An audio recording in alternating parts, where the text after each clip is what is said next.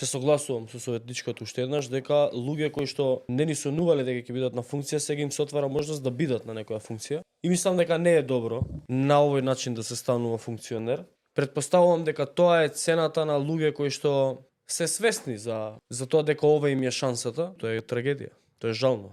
Има луѓе во сите политички партии, во ВМРО-ДПМНЕ не познавам многу такви луѓе, за кои што во суштина нема цена кога станува збор за клетвата која што ја дале, за идеологијата која што ја следат, нема цена со која што ќе ги натера да се откажат од семејство, од љубов кон земјата, кон градот и така натаму. Такви има многу. Проблемот е што тие луѓе кои што се цврсто стојат до овие принципи, секогаш се на маргините, назад, по пат на негативна селекција, исфрлени и дадено им е вака нешто советник или нешто поситно, а оние кои што се на врвните функции никогаш не се вакви луѓе. Оние кои што се на врвните функции секогаш се луѓе кои што се во суштина социопати. Тоа се луѓе кои што се спремни да ги продадат сите принципи на најблискиот да му заријат нош у грб, за они да стигнат на некоја од поголемите функции. Така е и сегашното раководство на ВМРО-ДПМНЕ, кои што немаат никакви принципи, нив им е важно да дојдат на функција.